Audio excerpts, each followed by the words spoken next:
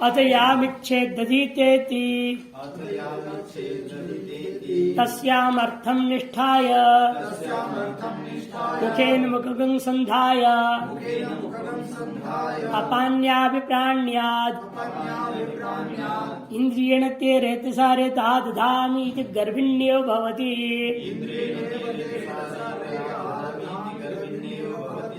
अथ यामिच्छेदधीतेति तस्यामर्थं निष्ठाय मुखेन मुखगं संधाय अपान्याभिप्राण्यात् इंद्रियेण ते रेतसा रेता दधामि इति गर्भिण्यो भवति। अथ यामिच्छेदधीतेति, और पुरुष पति जब अपनी पत्नी गर्भ को धारण करे, ऐसा जब इच्छा करेगा, तब तस्याम अर्थम निष्ठा है, उसके पंचम इंद्रिय में अपना पंचम इंद्रिय का प्रवेश करा करके मुख से मुख का संबंध करके अपान्य अभिप्राण्य, पहले क्या था प्राणन क्रिया पहले फिर अपानन, और विपरीत में चलना है अपानन क्रिया पहले फिर प्राणन क्रिया करना, अपान्य अभिप्राण्यात्।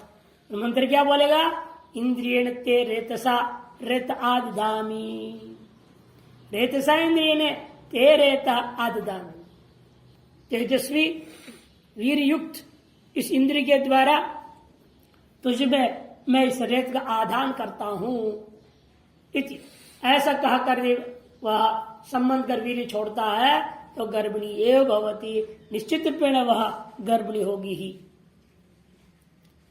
अतयामिच्छेद दधीत गर्भमिति तस्याम अर्थम इत्यादि शब्दों का पूर्वदर्थ होगा। पूर्व विपर्येण, अपानन और प्राणन क्रिया कैसा है, पूर्व विपर्येण अपान्य अभिप्राण्यात्, पहले अपानन करके फिर वे प्राणन करेगा। ते रेतसा रेत आददामिति, त्वयि रेतसा इंद्रियेण रेत आददामिति गर्भिणी भवति। ये भी मानस अभिमान मात्र करता, नीचे दिया देखिए, स्वकीय पंचमेन्द्रियेण तदीय पंचमेन्द्रिया रेत स्वीकृत्य, पहले उसके वहां से रेत को खींचेगा अपने में, उसको अपानन कहते हैं। तत्र तत्पुत्रोत्पत्ति समर्थन कृतक, और ऐसे पुत्रोत्पत्ति समर्थ करके तदनंतर मत्वा स्वकीय रेत सा सह तस्मिन, और स्वकीय वीर के साथ उसकी जो रेत अपने अंदर खींचा हुआ था उसको मिला करके फिर वापस अंदर छोड़ देता है। तस्मिन निक्षिपेत तैदम अपाननम प्राणनं च तत्पूर्वकम रेत सचनम, इसका नाम अपानन पूर्वक प्राणन है। एदाश क्रिया करता हुआ वह रेत को सींचता है, तब अवश्य गर्भिणी हो जाती है। उपायत्वेन विज्ञप्त्यै शेन वर्ण विधीयते, वार्तिकार कहते उपाय साधन बताया गया, पुत्र प्राप्ति को उचित विधि बताई गई है। यह केवल कोई उपासना नहीं है, केवल मन से मात्र चिंतन करता है, ऐसा भाव करके वैसे व्यवहार भी करता है। और प्रासंगिक एक और बात ला रहे, बीच बीच में प्रासंगिक लाते हैं, पहले सप्रदश प्रासंगिक लाए थे, और प्रासंगिक लाते हैं। मान लो वह पति किसी कर्म आदि में दीक्षित है, इसलिए संबंध कर नहीं सकता, और इधर पत्नी जो है मासिक धर्म हो जाने के बाद जो उद्वेग है उस चक्कर में वो उसको फंसा लेता है कोई दूसरा, तेरा पति वहां है छोड़ो, कर्मकांड में लगा हुआ है तो हम और तो मौज कर लेते हैं, उसको जार कहते हैं। वो यदि ऐसा हो जाए, उस पुरुष को यह व्यक्ति जो सही है पति, वह एक हवन करके उसका सर्वनाश करेगा, अभिशाप भी देगा। वो प्रक्रिया बीच में ला रहे, फिर पुत्रोत्पत्ति की प्रक्रिया में जाएंगे। अतः यस्य जाये जारा स्यात्, जाये जारा स्यात् तम चेत दिश्यात् आम पात्रे अग्निम उपसमाधाय प्रतिलोमगुम शरभरिस्तीर्त्वा प्रतिलोमं शरबलिस्तीर्त्वा तस्मिन्नेता शरभृष्टिः तस्मिन्नेताः शरभृष्टिः प्रतिलोमा सर्पिषा अक्ता जुह्यात् प्रतिलोमाः सर्विषाक्ता जुह्यात् मम सविद्धे अहूषिः मम समिद्धे अवशे प्राणापानोत आददे असाविति प्राणापानोता ददे असमिति मम सविद्धे अहूषिः मम समिद्धे अवशे पुत्र पशुगुंस्त आददे असाविति पुत्रपशुपुस्ता ददे असमिति मम सविद्धे अहूषिः मम समिद्धे अवशे इष्टासकृते आददे असाविति विश्वासकृते ददे असमिति मम सविद्धे अहूषीर् मम समिद्धे अवशे आशा पराकाशोत आददे असाविति आशापराकाशोता ददे असमिति स व एष निरिन्द्रियो विसुकृतो सवायेष निरिन्द्रियो विसुकृतो अस्मात् लोकात् प्रैति अस्मात् प्रैति यम् एवं विद् ब्राह्मणः शपति यमेवं विब्राह्मणः तस्मात् एवं विद् श्रोत्रियस्य दारेण तस्मादेव विच्छोत्रियस्य दारेण नोपहासमिच्छेत् नोपसास्मिच्छे उत हि एवं विद् परो भवति एव वित्तरो भवति अत यस्य जायाय जारा स्यात् तं चेत् दिश्यात् आम पात्रे अग्निमुपसमाधाय प्रतिलोमकं शरभर्भिस्तीर्त्वा तस्मिन्नेता शरभृष्टिः प्रतिलोमाः सर्पिषाक्ता जुह्यात् मम समिद्धे अहूषिः प्राणापानोत आददे असाविति मम समिद्धे अहूषिः पुत्रपशुस्त आददे असाविति मम समिद्धे अहूषिः इष्टासुकृत आददे असाविति मम समिद्धे अहूषिः आशा पराकाशोत आददे असाविति सर्व एष निरिन्द्रियो विसुकृतो अस्मात् लोकात् प्रैति य एवं विद् ब्राह्मणः शपति तस्मादेव विच्छ्रोत्रियस्य दारेण नोपहासमिच्छेत् उत हि एवं विद् परो भवति अतः यस्य जाया ये जारा स्यात् जिस गृहस्थ विद्वान ये प्राणोपासक कर मंत्र कर्म करके श्रीमंत करके पुत्र मंत्र के लिए तैयार हुआ है उस व्यक्ति का पत्नी का कोई जार पति हो जाए उपपति हो जाए तंचेत दिश्यात और ये उस पद को पता चल गया प्राणोपासक को और उसके प्रति अंदर यदि द्वेष जागृत हो जाए 4 आहुतियों के होम करना है उसके विनाश के लिए आम पात्रे अग्नि उपसमादाय अग्नि के लिए हवन कुंड नहीं बनाएगा न स्थंडिल बनाएगा किंतु कच्चे मिट्टी के बर्तन कच्चे मिट्टी का बर्तन जैसे बड़ा सकोरा टाइप होता है ना बड़ा वाला जैसे दही वगैरह जमाते नहीं इस तरह के होते हैं कढ़ाई जैसे दिखता है ले लो कच्चा लेना हुए भट्टी में पका हुआ नहीं बनाया है मिट्टी में लेकिन धूप में सुखाया हुआ है लेकिन भट्टी में पकाया नहीं थोड़ा कड़क है पूरा कड़क भी नहीं है पूरा कच्चा भी नहीं है उसका आम पात्र कहते हैं उस कच्चे मिट्टी के बर्तन में उसे पंचभूत संस्कार आदि करके अग्नि स्थापना वहां कर देना है वही कर आम पात्रे अग्निम उपसमादाय प्रतिलोमगुम शरबर्रिस्तीर्त्वा और शर एवं बर्रिया जो उस हवन कुंड में जैसे डालते हैं वैसे उस मिट्टी के प्रति 4 तरफ बिछाना है लेकिन कैसे बिछाएंगे वह प्रागाग्र होता है या प्रतिलोम उल्टा करो शत्रु करना है ना अभिचार कर्म है ये ऐसे कर्मों का अभिचारिक कर्म कहा जाता है और शत्रु को मारना है इसे जैसा अन्य विधियों में होता है प्रागाग्र करके रखा जाता है इसको पश्चिमाग्र करके रखना है उल्टे क्रम से रखना है प्रतिलोमम शरबरि स्थित्वा आस्तरणं कृत्वा तस्मिन् नेता शरभृष्टि उसमें जो है एता शरभृष्टि शरभृष्टि का अर्थ क्या करेंगे शरभृष्टि शरभृष्टि नहीं है शरभृष्टि है वो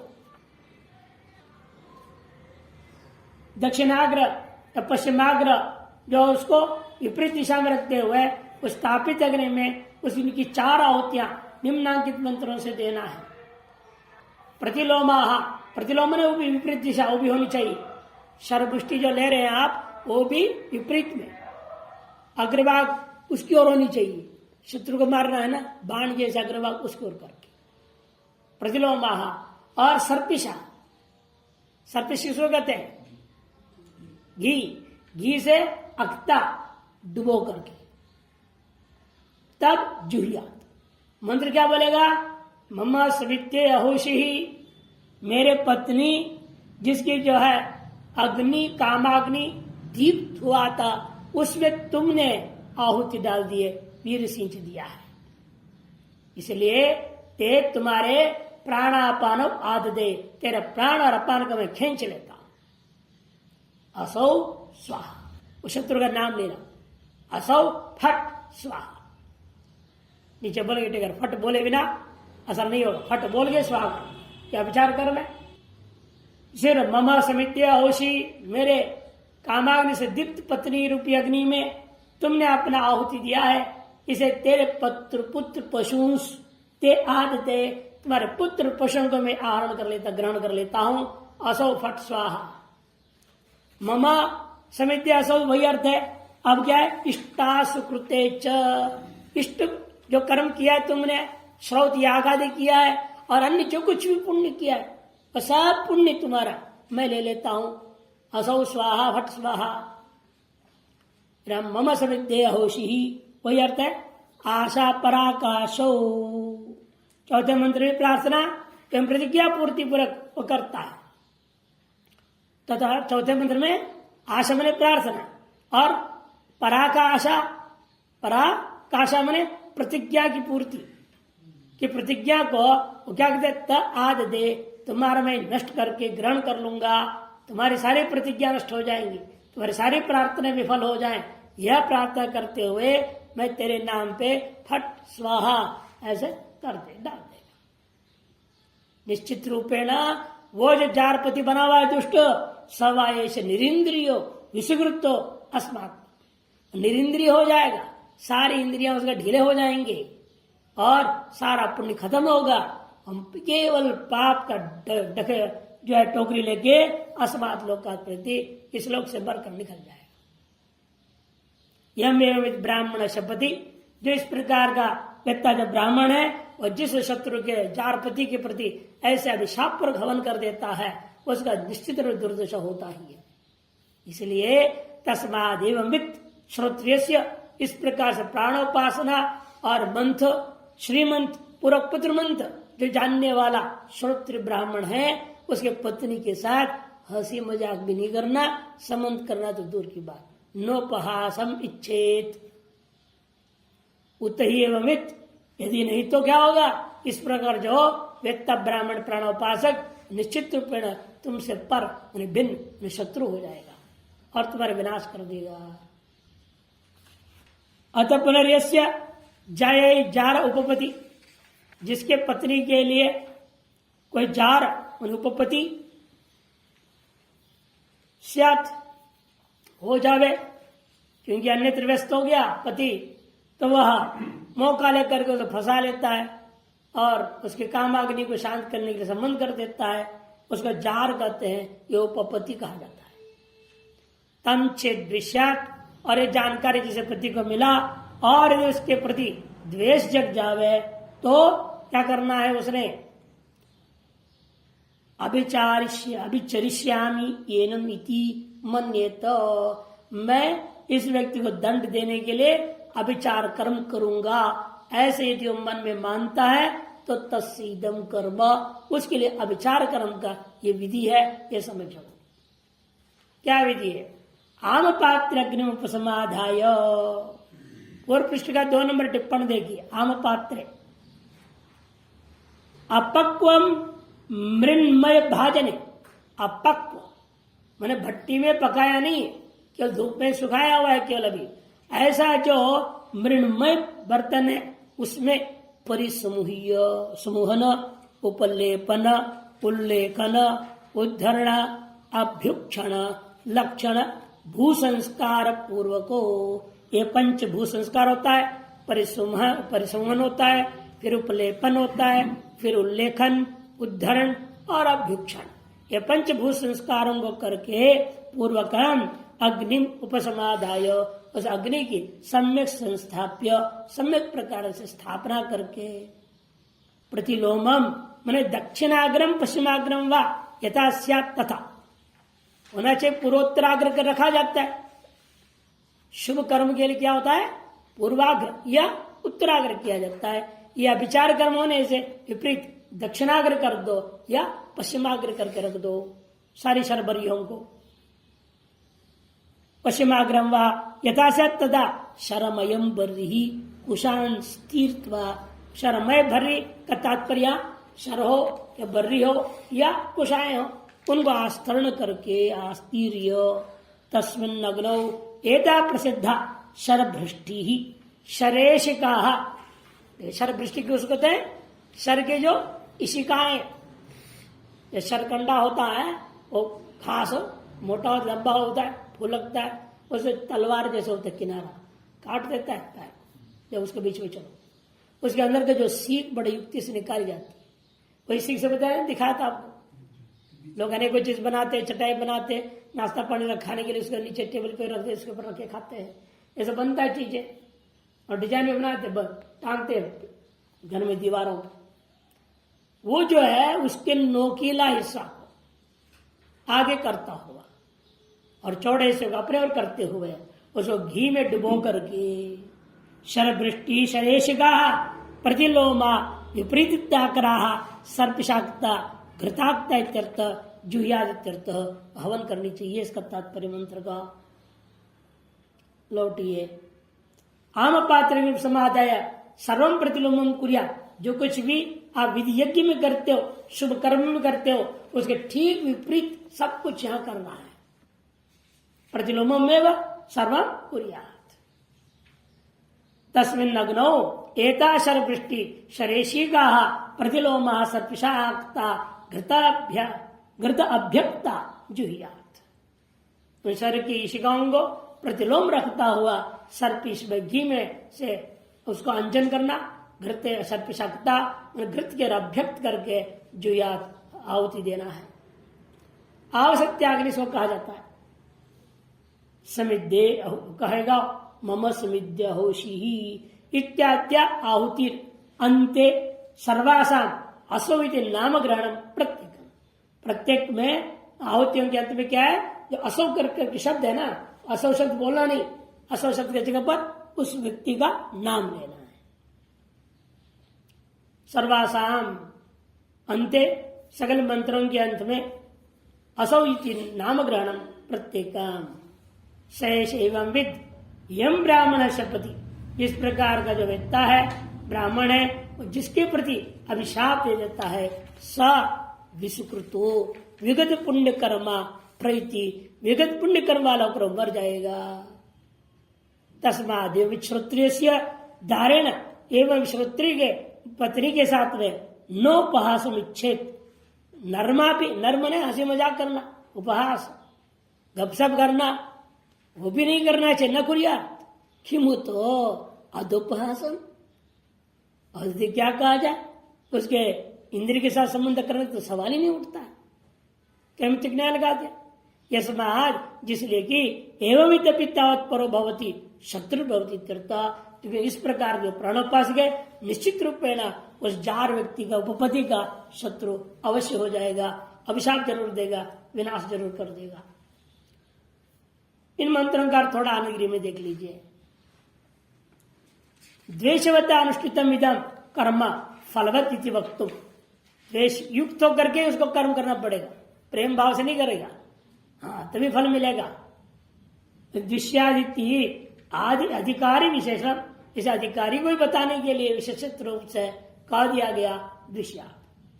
आम विशेषण पात्र से प्रकृति कर्म योग्यत्व ख्यापनार्थम। आम जो विशेषण दिया पात्र इसीलिए कि प्रकृत कर्म के लिए वैसे ही पात्र इस्तेमाल करना है आपने।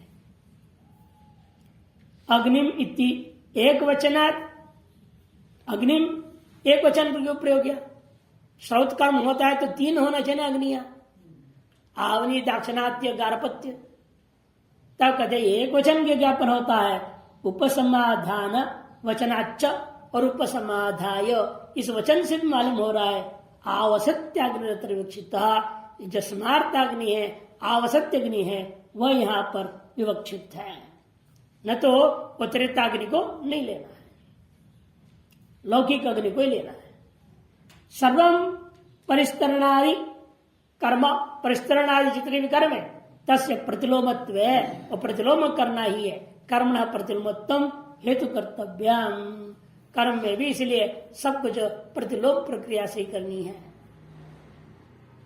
बरी परिस्तरणादे है हिंसार्थत्वम थी।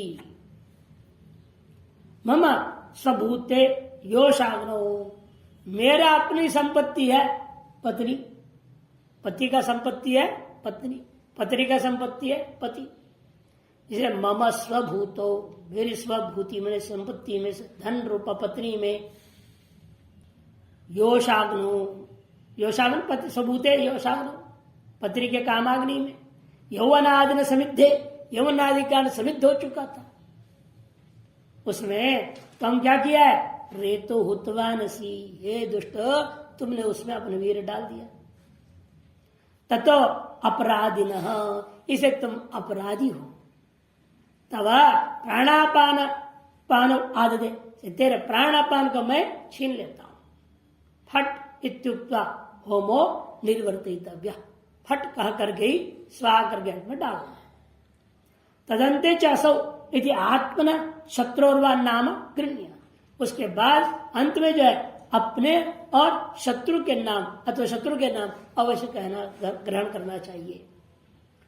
इष्टम श्रौतम कर्म सुकृतम स्मार्तम, इष्टा सुकृत्य कहा था ना, इष्ट किसको कहते हैं, श्रौत कर्मों का काम नाम इष्ट, और जो पूर्त और दत्त होते हैं उनका काम क्या, सामान्य सुकृत जो स्मार्त कर्म है। आशा में प्रार्थना वाणी से जो की जाती है वाचा, यत प्रतिज्ञातम कर्मणा नोपपादितम प्रतीक्षा पराकाश, और जो प्रतिज्ञात है कर्म के द्रव्य उपादन नहीं किया गया, प्रतीक्षा के अधीन है, उसका नाम पराकाश। आशा पराकाश दो लिया था ना, आशा की व्याख्या कर दिया सामान्य प्रार्थना जो वाणी से करता है, और पराकाश का अर्थ क्या है, वो जो प्रतिज्ञा करते हुए कर्म को सम्मान कोशिश किया और उपादन नहीं हुआ, अभी प्रतीक्षित है पूरा करने में, उसका नाम पराकाश। यथोक्तोम द्वारा शापदान से फलम दर्शेती, इस प्रकार हम करते हुए शाप देने के फल क्या है, वह निश्चित रूप में न निरिंद्रिय और विसुकृत होकर के मर जाएगा वो शत्रु। मंथ कर्म द्वारा प्राण विद्यावत्तम, एवं वित्त बने मंथ कर्म द्वारा प्राण विद्या वाला जो होता है, तो प्राणोपासक ही श्रीमंत करेगा, और श्रीमंत ही पुत्र मंत्र करने के लिए प्रवृत्त हो रहा है। तस्मात् एवं वित्तम परद्वार गमने यथोक्त दोष ज्ञातृत्तम, इसलिए समझो परद्वार गमन करना दोष है। तात्पर्य इसका यही है, इसे किसी भी कारणवश परदारा में गमन करने का प्रयास नहीं करनी चाहिए। तत्शब्दोपात्तम हेतु महा एवं विदपि शत्रु भवती, भले इतना बड़ा विद्वान होगा उसके अंदर निश्चित रूप में शत्रु भाव जग ही जाएगा। अब वापस प्रसंग में लौटना है। अत यस्य जायाम आर्तवम विंदेत त्र्यंकगं से न पिबेत अहतवासा नैनाम वृषलो न वृषल्युपहन्यात् त्रिरात्रांता प्लुत्य व्रीहिन्नवघातयेत्। अत यस्य जायाम आर्तवम विंदेत त्र्यंकगं से न पिबेत न हतवासा नैनाम वृषलो न वृषल्युपहन्यात् त्रिरात्रांते आप्लुत्य व्रीहिन्नवघातयेत्। अथ प्रासंगिक विचार जार मंथ कहा जाता है, जार को जो है साप देने वाला कर्म जार मंथ कर्म समाप्त करके, अतः उसके अनंतर यस्य जायाम आर्तमविंदेत, जिस इस प्रकार का जो प्राणोपासक जो श्रीमंत्र पूर्वक पुत्र मंत्र करने के लिए तैयार है, उसकी पत्नी जब मासिक धर्म में चली जाती है, आर्तवम माने ऋतुकर्म प्राप्त हो जाते विंदेत, तब उस पत्नी के लिए पहला नियम लागू होता है, और 3 दिन तक कांस्य के बना हुआ बर्तन में खाएगी पिएगी नहीं। त्रयहम कंसे न पिबेत, पीने के तरह खाना भी नहीं, खाना पीना इसे कांस्य बर्तन में नहीं खाना, स्टील के बर्तन में खाए, चांदी सोना के बर्तन में खाए, अष्ट धातु के बर्तन में खाए, कांस में नहीं, वो निषेध कर दिया। और कभी मलयुक्त कपड़े में नहीं रहना है। वो 3 दिन भी रोज कपड़ा बदलते रहिए, 2 बार 3 बार बदलना पड़े, बदल के नए अलग अलग पहनते रहिए। जब जब यदि बल से युक्त हो गया कोई कपड़ा तुरंत उसको बदल देगी। आहत वासा रहना पड़ेगा यदि उत्कृष्ट पुत्र प्राप्ति करना है तो। आज के दौर वैसे क्या रहे हो तो सेल क्या स्टे फ्री आया है आज के जमाने, वो लगा के रहती है। वो माल तो वही रहता है, वो कहा जाना है। 24 घंटा मलिन रहते हैं, वो बेकार है काम। इसलिए कहते हैं कि हतवासा नहीं होनी चाहिए, लिप्त कपड़ा नहीं पहना होनी चाहिए 3 दिन। और उस 3 दिनों में चाहे नीच वातावरण भी क्यों ना हो, क्या पुरुष जो स्त्री वृषलो व वृषली व एना न उपहन्यात, स्पर्श भी न करे। लेन देन के नाम से कोई काम किसी बहाने से छूना भी नहीं। त्रिरात्रांते 3 रात्रि के अनंतर चौथे दिन जब नहा लेती है आप लुप्त्य स्नानादि कृत्वा, स्नानादि कर्मों करने के अनंतर उसी से उस दिन क्या करना है, व्रीहीन अवघात, व्रीहियों का उठ के चावल निकालने का काम उसे सबसे पहले कराना है। जिस चावल से जैसा बच्चा चाहे वैसे आगे बताएंगे, खीर बनाना है, क्या क्या बनाना है, क्या खाएंगे दोनों चौथा दिन वो बताएंगे। वह काम करने के लिए उन्हें उसी से कुटवाना है धान को और चावल निकलवाने है। पूर्वोक्त बीच में प्रासंगिक कर दिया है, अतएव पूर्वक संबंध बताने के भाष्यकार कहते देखिए 6-4-6 से ये 6-4-13 का साक्षात संबंध है। बीच में प्रासंगिक था 6-4-7 से लेकर के 12 तक जो है स्वप्रदोष आदि को लेकर के, जारपति को लेकर के विचार हुआ। प्रायश्चित कर्मों का विधान कर दिया, बीच में कोई गड़बड़ी हो जाए तो। अतः यस्य जायम आर्तव विंदेत ऋतुभावम प्राप्त, ऋतुभाव को प्राप्त हो जाती है। इत्यम आदि ग्रंथ इत्यादि जो 13वां मंत्र है, इसको किसके सामने जोड़ना है, श्रीर्हवा ऐसा स्त्री नाम, ये समग्र स्त्रियों में साक्षात लक्ष्मी ही है इत्यादि कर स्थिति किया था ना, उसके साथ इसको जोड़ देना चाहिए। इत्यतः पूर्वम द्रष्टव्य, उसे पूर्व इसको जोड़ करके सामर्थ्यात, अर्थकृत सामर्थ्य से पाठ क्रम को भंग करके अर्थ के आधार पर क्रम को हमें लेना है। ये 13 को लेने का 6 के उस हिस्से के पूर्व में, 6 के बीच में जोड़ना पड़ेगा। ये 13वें मंत्र को 6ठा मंत्र के बीच जोड़ना पड़ेगा। कि बाद में बोले ना, जब ब्रीक कूट करके चावल लाल कर निकाल करके अपना कपड़ा उपड़ा पहन के आएगी, तब वो प्रशंसा करेगा ना और कहेगा उसको आज रात्रि में कर्म करना चाहते हैं आपके साथ पुत्र प्राप्ति के लिए, आप प्रसन्नता पूर्वक तैयार हो गए। ये वहां पर आया था, आप सब स्त्रियों में साक्षात लक्ष्मी रूपा है इत्यादि कहा करके बात कहा था। और फिर यदि करके बीच में इस बीच गड़बड़ हो जाए तो पृथ्वी में गड़बड़ हो जाए, जल में गड़बड़ हो जाए इत्यादि करके वो प्रायश्चित कर्मों के बीच विधान किया गया था। इसलिए अर्थक क्रम के दृष्टिकोण से ये 13वें मंत्र को 6ठा मंत्र का बीच में श्रीर्वाह इत्यादि शुरू आएगा, उसे पूर्व में जोड़ के समझनी चाहिए। त्रयम कंसे न पिबैत, 3 दिन तक कांसी के बर्तनों में खाना पीना नहीं है। आहत वासाश्च स्यात्, आहत वासाश्च स्यात्। 3 नंबर टिप्पणी देखो, शुद्ध वस्त्र त्रिषु स्थिति शेष, शुद्ध वस्त्र वाली ही होकर के तीनों ही दिन में उपस्थित रहनी चाहिए। नैनाम स्नाताम अस्नातांच, स्नानोत्तर में स्नान काल में 3 दिन इधर और चौथे दिन भी, इन 4 दिनों में कभी वृषलो वृषली व नौपन्यात नौपस्पृश्येत, वृषलो चाहे वृषली हो, नीच जात वाला भी क्यों ना हो, उच्च जात वाला भी नहीं स्पर्श करे, नीच जात वाला भी नहीं, कोई भी उसे स्पर्श नहीं करनी चाहिए। त्रिरात्रांते, 3 रात्रि के अंत में त्रिरात्र व्रत समाप्त, 3 रात का वह एक व्रत है, कांस्य बर्तन छोड़कर बाकी बर्तनों में खाता हुआ शुद्ध वस्त्रों को पहन करके एकांत में रहने का और व्रत को धारण की भी जो स्त्री है वह उसके अनंतर समाप्त आप्लुत्य मन स्नात्वा स्नान करके अथवा शास्त्रियादिति व्यवहित संबंध पुनः एकदम विशुद्ध वस्त्र को पहनेगी वो ताम आप्लुताम और इस स्नान आदि की विशुद्ध हुई उस स्त्री को पत्नी से क्या करानी है व्रीहीन अवघात व्री अवघाताय तामेव नित्यात् व्री का अवघात कर्म के लिए अन्य नौकर चाकर से नहीं कराना कि अन्य से नहीं कराना किंतु उसी से जान बुझ के कराना है। आनुर्गार इतना कर पाठक क्रम अर्थ क्रम से बलवत हेतुम सामर्थ्यादि पाठक्रम की अपेक्षा से अर्थ क्रम बलवान होता है। मीमांसा दर्शन में निर्णय दिया हुआ है। मीमांसा क्या था यवागवा ज्योति उसके बाद में यवागुम पचती ऐसे पाठक्रम में पाठक्रम व्यर्थ होने से अर्थ बल के क्या पहले कहूंगा यवागुम पचती उसके बाद में यवागवा ज्योति विपरीत क्रम से लिया जाता है।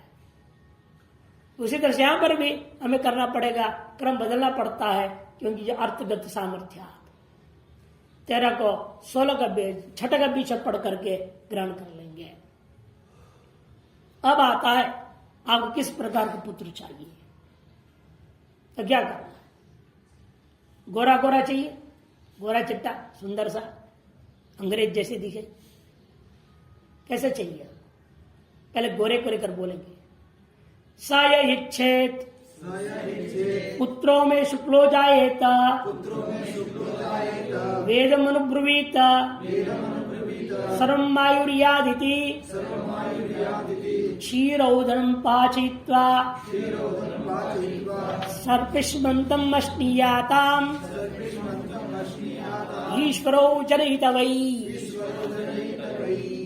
स य इच्छेत् पुत्रो में शुक्लो जायेत वेदम अनुब्रवीत सर्वमायुर्यादिति क्षीरौदनं पाचयित्वा सर्पिष्मन्तम् अश्नीयाताम् ईश्वरो जनयित वै स य इच्छेत् वह यदि वह चाहेगा कि मेरा पुत्र गोरा चिट्टा सुंदर सा हो शुक्ल में पुत्र हो जाए तब एक वेद का पाठ करेगा जो उसका अपना वेद यदि यजुर्वेद है तो यजुर्वेद पाठ करेगा ऋग्वेद है तो ऋग्वेद का पाठ कराएगा स्वयं करने में सक्षम हो स्वयं करेगा नहीं तो ब्राह्मण ब्लग उसे कराएगा। वेदम से एक वचन एक वेद का केवल अनुब्रवीत पाठ करे या करावे अध्ययन करे या अध्यापन करावे। और भी यदि इच्छा और जुड़ जाए पुत्र भी हो बढ़िया सुंदर गोरा सा और पूरी आयु भी जिंदा रहे हो सर्वम आयु यादिति यदि इच्छेद जुड़ेगा तो दूध मिश्रित चावल को पकाना पड़ेगा खीर बनाओ क्षीरोदनम पाचित्वा उसी पत्नी से जो चावल निकाले कूट काट करके उसी चावल को लेकर दूध में डाल करके उससे पकवाना है।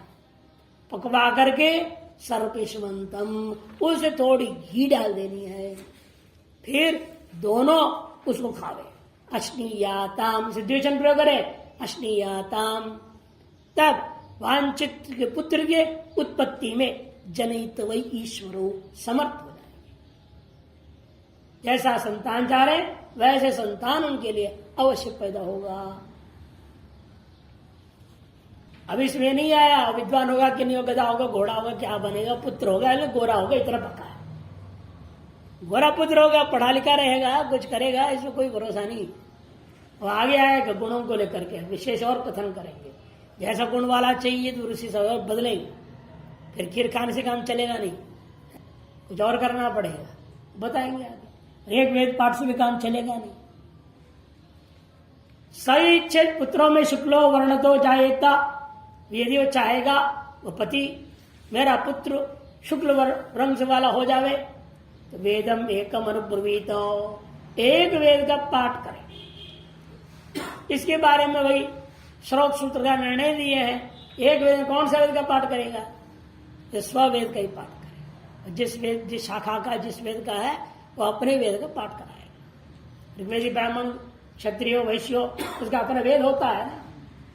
तीनों वर्ण वालों के लिए व्यवस्था है, केवल ब्राह्मण ही नहीं, ऋग्वेदी ब्राह्मण, ऋग्वेदी क्षत्रिय, ऋग्वेदी वैश्य होता है, यजुर्वेदीय ब्राह्मण, यजुर्वेदीय क्षत्रिय, यजुर्वेदीय वैश्य, सामवेदीय ब्राह्मण, सामवेदीय क्षत्रिय, सामवेदीय वैश्य, अथर्वेदीय ब्राह्मण, अथर्वेदीय क्षत्रिय, अथर्वेदीय वैश्य होता है। वो अपने वेद, पूरा वेद भी नहीं पढ़ा सकता है, अपनी शाखा का तो पाठ करेगा, उधर तो करना ही पड़ेगा। वेदम एक नब्रुवीत सर्वम आयुर्यात, वो अर्थात वर्ष शतम जीवेत, यदि ऐसी आकांक्षा इच्छा है तो क्षीरोदरम पाचित्वा सर्पिष्मंतम, और क्षीर से युक्त उस चावल को पकवा करके उसमें घी मिला करके स्पर्शंत कृत्वा अश्नीयाता, दोनों खावे पति पत्नी। अब क्या होंगे? ईश्वरो अर्थात समर्थो भवतः, ये दोनों तार्ष पुत्र को उत्पन्न करने में जनयितवी उन्हें जनयितुम समर्थो भवतः, एक तार्ष पुत्र को उत्पन्न करने में ये दोनों ही समर्थ हो जाते हैं। अतय इच्छेत पुत्रों में कपिला पिंगलो जायेत, दो वेदावनुब्रवीत सर्वमायुर्यादिति, दध्योदनम पाचित्वा सर्पिष्मंतम अश्नीयाताम्, ईश्वरो जनयित वै। अतय इच्छेत पुत्रों में कपिला पिंगलो जायेत, द्वौ वेदावनुब्रवीत सर्वं आयुर्यादिति, दध्योदनम पाचयित्वा सर्पिष्मंतम अश्नीयाताम्, ईश्वरो जनयित वै। अतः यदि वह व्यक्ति, वह पति पुरुष चाहता इच्छेत पुत्रों में मेरा पुत्र कैसे हो, कपिला पिंगलोवा, कपिला वर्णता पिंगलोवा पिंगलाक्षो, पूरा शरीर रंग कपिल रंग का हो, आंखें थोड़ा पीले पीले रंग का हो, ऐसा चाहता है। टिप्पणकार कह रहे पिंगलाक्षो, 2 नंबर टिप्पण। दोनों रंग एक में नहीं हो सकते, या तो पीला रहे तो रात 2 तो होगा ना, दोनों कैसे हो जाएगा एक ही? पूरा शरीर लाल भी हो, पूरा शरीर पीला भी हो, ये हो नहीं सकता। अतः पूरा शरीर लाल हो और आंख पीले हो। द्वौ वेदौ अनुब्रवीत, जैसी इच्छा है तो 2 वेदों का पाठ करना पड़ेगा, स्ववेद का और अपने कोई दूसरे कोई भी वेद को ले लेगा। स्ववेद मान लो एक शुक्ल यजुर्वेद है, 7 ऋग्वेद का पाठ करवा देगा। द्वौ वेदौ अनुब्रवीत सर्वमायुर्यादिति च, और यदि पूर्ण आयु जीव ये भी इच्छा है साथ में, तो दध्योदनम पाचित्वा, दही भात पकवाएगा, दही भात बनवाएगा, बनवा करके उसमें भी थोड़ा घी डाल देगा। सर्पिष्मंतन कृत्वा अश्नीयाताम, दोनों खावे। ईश्वरो जनित वै, निश्चित रूप में दोनों पति पत्नी तार्ष पुत्र को उत्पन्न करने में समर्थ हो जाएंगे। अगला मंत्र ले लीजिए। अतय इच्छेत पुत्रों में श्यामो लोहिताक्षो जायेत, 3 वेदान अनुब्रवीत सर्वं आयुर्याद, इत्युदौदनं पाचयित्वा सर्पिष्मंतम अश्नीयाताम्, ईश्वरो जनयित वै। अतय इच्छेत पुत्रों में श्यामो लोहिताक्षो जायेत, 3 वेदान अनुब्रवीत सर्वं आयुर्यादिति, उदौदनं पाचयित्वा सर्पिष्मंतम अश्नीयाताम्, ईश्वरो जनयित वै। इसी के आधार पर पूर्व उन्होंने टिप्पण कर पिंगलाक्ष कह दिया था। यहाँ पर क्या देखो, श्यामो लोहिताक्ष, पूरा शरीर श्याम रंग का हो, नांग लाल लाल सा हो, लोहिताक्ष। यदि ऐसा पुत्र मेरा होवे, इस तरह की इच्छा हो तो 3 वेदों का पाठ करे, ऋग्वेद यजुर्वेद सामवेद, तीनों वेदों का पाठ करे, वो करावे।